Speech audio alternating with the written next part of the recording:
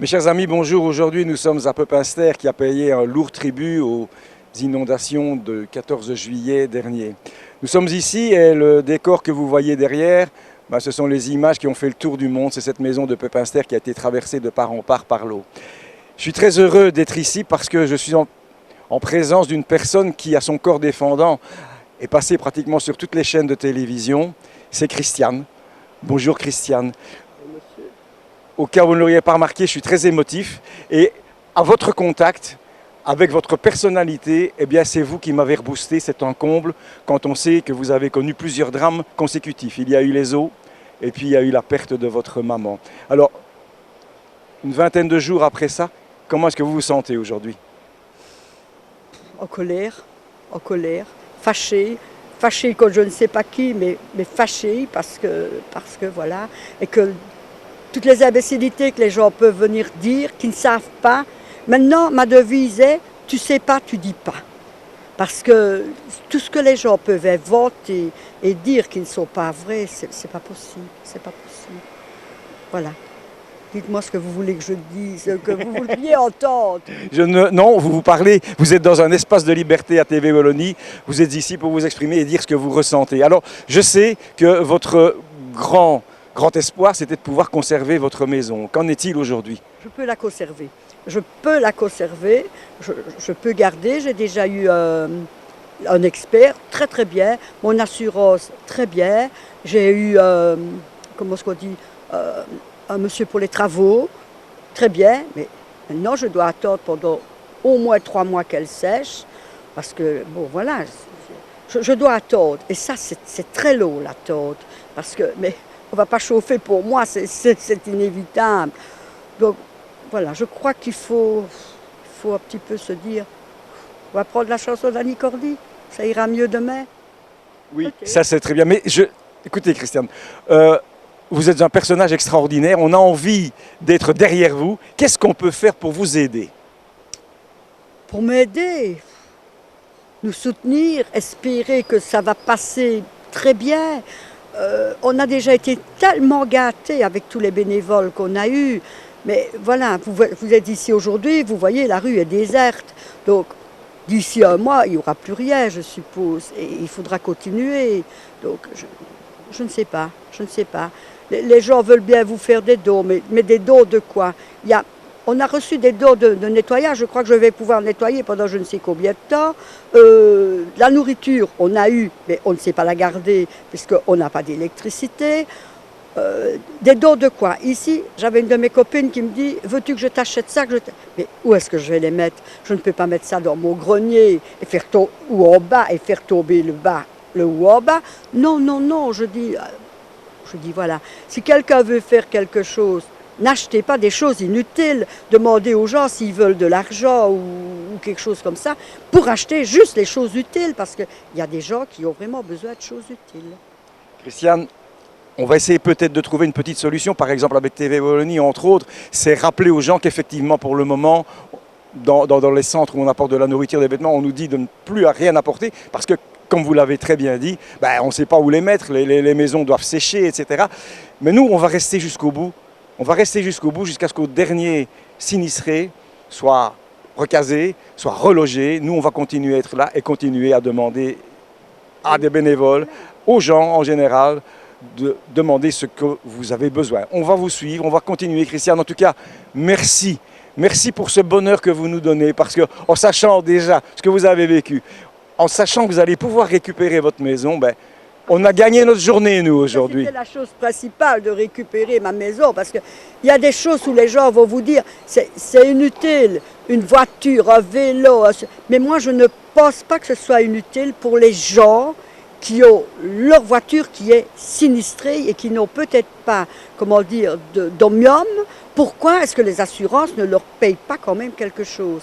Parce que tout le monde n'a pas une omium, mais si vous avez vu devant chez moi les épaves d'auto, alors faisons quelque chose pour ces gens-là aussi, parce qu'ils ont besoin. Les gens, ils ont perdu leur outil de travail, ils ont perdu... Je sais pas. Donc, qu'on fasse quelque chose, ne donnons pas tout aux mêmes personnes et des personnes qui n'auront rien. C'est très bien. Tout ça parce que voilà. Ben voilà, on va aller voir un expert en assurance de toute façon, on va lui poser les questions. Et voilà, en tout cas, Christiane, on vous embrasse, on vous embrasse, on vous envoie des baisers, on est avec vous, on vous prend dans nos bras. À très bientôt, on va vous suivre de toute façon. Merci tout plaît, monsieur. Merci, merci. J'espère que ça va aller pour tout le monde et que tout le monde est aussi bien soutenu que moi. Là-dessus, je pense que ma maman, d'où elle est, elle nous a quand même aidés et elle nous fait des cadeaux. Elle s'en va, on n'aurait pas su vraiment s'occuper d'elle dans des conditions comme ça. Devoir la mettre à l'hospice, elle ne voulait pas. Elle a plus sa maison, on n'a pas à la gérer et elle nous laisse, ma soeur. Qu'est-ce qu'on peut demander de plus? Voilà, mais ça, l'argent ne nous la rendra pas. Voilà. Allez, merci monsieur, c'est gentil. Merci Christiane, on vous aime. Merci tout plaît, merci beaucoup, merci. C'est un vrai drame humain, car combien de personnes sont assurées? On n'en sait encore rien. Qu'on soit propriétaire, là on peut penser que les propriétaires ont fait assurer leurs biens. Qu'on soit locataire, là c'est un petit peu moins sûr. En tout cas, il va y avoir une facture à payer. Qui va prendre en charge les frais de démolition? Qui était assuré, qui n'était pas, et que va-t-il arriver en fonction de sa situation? On comprend très bien que souvent, par économie, on ne fait pas le bon choix, on ne prend pas la bonne assurance au bon moment. On se retrouve en difficulté parce qu'on n'a pas été suffisamment prévoyant. Pour éviter que ça ne vous arrive à vous aussi, parce que personne n'est à l'abri d'une telle catastrophe, je vous conseille d'écouter la personne que nous avons rencontrée aujourd'hui et qui est un expert en assurance. Il s'appelle Albert Gianotti. C'est une sommité en la matière. Il va répondre aux questions que vous vous posez le plus souvent. On n'ira pas au fond des choses nécessairement, mais vous aurez une base. En tout cas, n'oubliez pas d'être bien assuré. Si ce n'est pas pour vous, pensez aux autres. Albert Gianotti, merci de nous recevoir à votre bureau aujourd'hui. Je sais que vous avez beaucoup de travail parce que vous êtes tout le temps sur le terrain. Mais il y a des gens qui viennent nous trouver et qui nous demandent, lorsque nous aussi nous sommes sur le terrain, mais qu'est-ce que je vais faire au niveau des assurances, etc. Alors, pour un petit peu les rassurer, nous sommes venus frapper à votre porte et merci de nous avoir reçus. Alors, la question qui nous est souvent la plus posée, c'est l'assurance sinistre immobilière, que l'on appelle en résumé assurance incendie, est-elle obligatoire en Belgique? Oui, donc elle n'est pas obligatoire, mais vivement conseillée, bien sûr.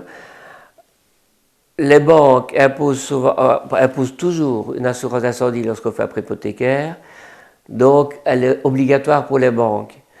Maintenant, que couvre l'assurance incendie? C'est le mot général, incendie, mais elle couvre le dégât des eaux, le bris de vitrage, les catastrophes naturelles.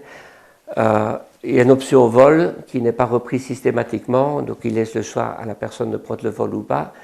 Donc vous voyez, c'est quand même quelque chose qui est très important pour une famille. Et celui qui n'est pas assuré pourrait avoir sa situation financière en péril parce que actuellement, celui qui n'est pas assuré, ça peut avoir de grosses répercussions sur son budget. Si, dans l'hypothèse où je suis propriétaire et qu'on doit démolir ma maison et que je suis assuré, dois-je supporter moi-même les frais de démolition? Non, bien sûr que non. La compagnie intervient aussi bien dans la construction que dans la démolition de la maison. Donc tous ces frais-là seront indemnisés par la compagnie d'assurance. On va parler des propriétaires, maintenant on va parler un petit peu des locataires, puisque eux aussi ont quelques problèmes. Alors que se passe-t-il lorsqu'ils ne sont pas assurés? Que se passe-t-il s'ils le sont? Oui, bien sûr aussi, un locataire, lui, qu'est-ce qu'il va couvrir? On appelle ça le risque locatif. Ça veut dire que s'il commettait une faute, ce serait quand même de toute façon l'assurance du propriétaire qui interviendrait, mais qui pourrait se retourner contre celui qui a commis la faute.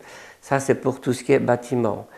Mais dans le risque locatif, on couvre le contenu aussi. Donc une catastrophe comme il vient de se passer, si le locataire n'a pas un risque locatif et du contenu assuré, ses meubles, il devra racheter à ses frais. J'ai perdu mon véhicule emporté par les eaux, je l'avais acheté au début de l'année, mais j'avais une petite Omnium. Est-ce qu'on va me rembourser mon véhicule? Oui, la petite Omnium reprend les catastrophes naturelles, donc il n'y aura pas de problème pour la personne qui va récupérer la valeur de son véhicule. Mon véhicule a plus de 5 ans. J'allais en changer, mais il a plus de 5 ans, il a été aussi emporté par les eaux. Est-ce que là, je vais être indemnisé? Ici, en principe, normalement, ça ne couvrait pas, mais j'ai appris il y a peu de temps que le faux de calamité interviendrait quand même pour un certain pourcentage aussi. le genre de catastrophe que nous connaissons actuellement risque peut-être de se reproduire. Alors, vous, en tant que courtier d'assurance, qu'est-ce que vous conseilleriez aux gens? Aux gens, bien sûr, qui sont dans les mêmes zones, qui peuvent vivre peut-être les mêmes risques, mais aussi finalement à tout le monde, car personne n'est en principe épargné. Je crois qu'à tout le monde, c'est de revoir un petit peu son contrat incendie pour revoir si les garanties sont toujours suffisantes. Beaucoup de personnes ont transformé leur maison, n'ont jamais rappelé le courtier ou aller montrer leur contrat à la banque. Donc c'est une des premières choses à revoir. Et alors aussi, pour des petits conseils où je vois quand je vais en expertise que bien souvent on entasse beaucoup dans les caves ou des choses comme ça, où il n'y a rien de surélevé. Ça commence souvent, les inondations, par les caves. Donc, et on se rend compte que dans les caves, il y a souvent beaucoup de sous. Donc, je crois que c'est les premières choses. Maintenant, essayer peut-être de protéger sa maison un peu différemment, mais ce n'est pas évident. Je suppose qu'on n'aura plus des catastrophes comme on vient d'avoir. Mais si ça devait se reproduire, je crois que ça ne changerait pas grand-chose à la situation actuelle. Les assurances ont un coût. Et souvent, ça freine les gens. Ça freine les gens, ils ne sont pas nécessairement bien assurés. Est-ce qu'on peut imaginer que pour des raisons économiques, on pourrait par exemple fractionner le paiement des primes d'assurance? Pour ainsi dire, dans ma clientèle, je veux dire 80% des gens maintenant, ou peut-être 70%, mais payent mensuellement. Et beaucoup de compagnies ne pénalisent plus lorsque les personnes payent mensuellement. Donc c'est un ordre permanent, 12 fois on divise la prime par 12, ou même l'ensemble des primes, on fait des packages. Donc les compagnies font des packages, incendie familial ou auto, et ça passe beaucoup plus facilement dans le budget. Et je crois que les compagnies, comme les gens s'y retrouvent sans être pénalisés, quoi.